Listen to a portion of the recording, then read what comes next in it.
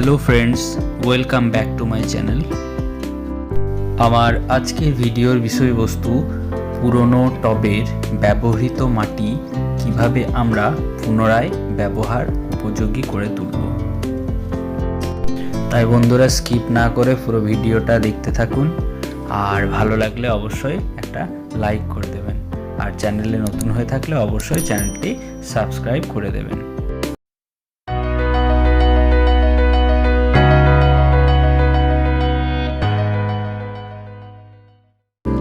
বাগান করতে গিয়ে প্রতি বছর নতুন করে মাটি জোগাড় করে গাছ লাগানো আমাদের অনেকের পক্ষেই খুব অসুবিধার কারণ হয়ে দাঁড়ায়। তাই বন্ধুরা, আজকের এই ভিডিওতে আমি আপনাদের দেখাবো আমাদের পুরনো ব্যবহৃত টবের মাটি আমরা কিভাবে পুনরায় ব্যবহার উপযোগী করে তুলতে পারি। আর এর জন্য আমরা পুরনো টবের ব্যবহৃত মাটিগুলো বের করে এক জায়গায় করে নেব এবং আস্তে আস্তে ভেঙে টুকরো টুকরো করে মাটিগুলো গুঁড়ো গুঁড়ো করে নেব।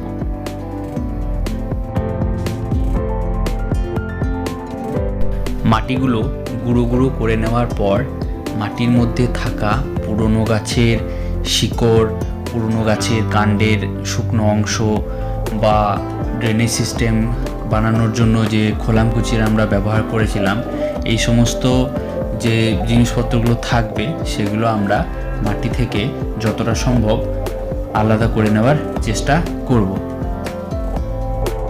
এবং এভাবে আস্তে আস্তে করে মাটির মধ্যে থেকে সমস্ত নোংরা জিনিসপত্র আমরা সরিয়ে ফেলব।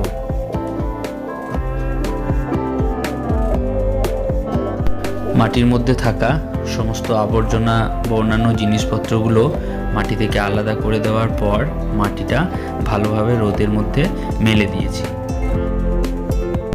এরপর আমাদের যেটা করতে হবে সেটা হচ্ছে, এরপর আমরা কিছুটা পরিমাণ চুন নিয়ে মাটির ওপর আস্তে আস্তে ছড়িয়ে দিচ্ছি। এটা কেন করছি না, এটা করলে মাটির মধ্যে যে সমস্ত নিমাটোডস বা অন্যান্য পোকামাকড়ের ডিম, লার্ভা যেগুলো থাকবে, কীটপতঙ্গ থাকবে, সেগুলো নষ্ট হয়ে যাবে।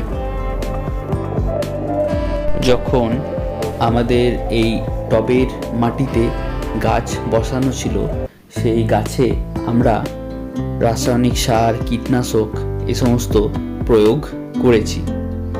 এবার পুনরায় যখন আমরা সেই মাটি ব্যবহার করতে চাইছি, তখন সেই পুরনো ব্যবহার করা রাসায়নিক বা কীটনাশকের প্রভাব প্রশমিত করার জন্য আমরা মাটিতে চুন ব্যবহার করব।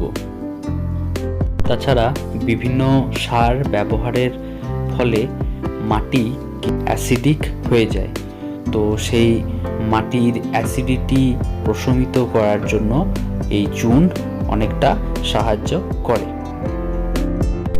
এভাবে মাটির মধ্যে চুন ভালোভাবে মিশিয়ে নেব এবং তারপর মাটিটাকে রোদের মধ্যে 2 দিন ফেলে রেখে দেব।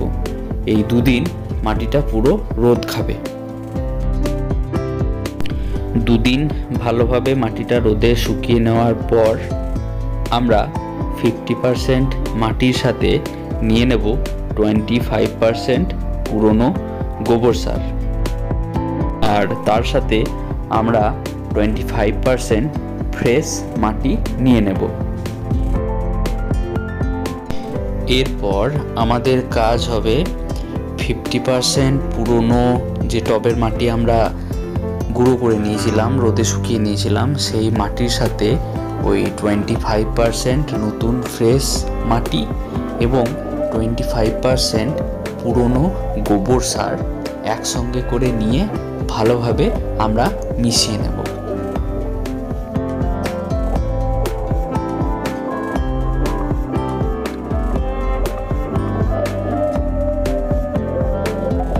এরপর আমরা এই মাটির সাথে 2টো জিনিস মেশাবো। সেই 2টো জিনিস কি কি না, সেটা হলো নিমখোল এবং সিঙ্গেল সুপার ফসফেট। নিমখোল আমরা কেন ব্যবহার করব না, নিমখোল মাটি শোধনের জন্য ব্যবহৃত হয়, যা মাটিকে সমৃদ্ধ করে এবং মাটির মধ্যে নাইট্রোজেন ধরে রাখতে সাহায্য করে। এছাড়া নিমখোল মাটির উর্বরতাও বৃদ্ধি করে এবং মাটির মধ্যে থাকা নিমাটোডস ও অন্যান্য পোকামাকড় দমনে সাহায্য করে। তাছাড়া নিমখোল মাটির মধ্যে ছত্রাকের সংক্রমণে বাধা দেয়। আর আমরা সুপার ফসফেট ব্যবহার করব, কারণ সুপার ফসফেটের মধ্যে থাকা ফসফরাস গাছের কাণ্ড ও মূলের গঠন এবং বৃদ্ধিতে সাহায্য করে। আমরা এই নিমখোল এবং সিঙ্গেল সুপার ফসফেট প্রতি টবের হিসাবে 1 মুঠো করে ওই মাটিতে অ্যাড করব। টোটাল আমাদের যত টব মাটি হবে তত মুঠো আমরা নিমখোল এবং তত মুঠো আমরা সিঙ্গেল সুপার ফসফেট ওই মাটিতে যোগ করব। নিমখোল এবং সুপার ফসফেট মাটিতে দেওয়া হয়ে গেলে আমরা মাটিটাকে ভালোভাবে কেটে কেটে একসঙ্গে সব উপাদানগুলোকে মিশিয়ে নেব। যেমনটা আপনারা ভিডিওয় দেখতে পাচ্ছেন, ঠিক এভাবে সমস্ত উপাদানগুলোকে আমরা মাটির মধ্যে মিশিয়ে নিচ্ছি। এরপর মাটির মধ্যে আমরা আস্তে আস্তে করে চিপচিপ করে এভাবে জল দিয়ে দেব এবং 7 দিনের জন্য মাটিটাকে আমরা বস্তায় ভরে কিংবা বস্তা ঢাকা দিয়ে রেখে দেব। আর তাহলেই আমাদের মাটি গাছ লাগানোর জন্য পুরো রেডি হয়ে যাবে।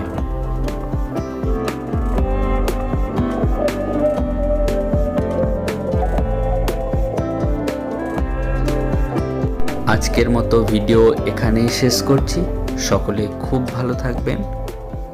ধন্যবাদ।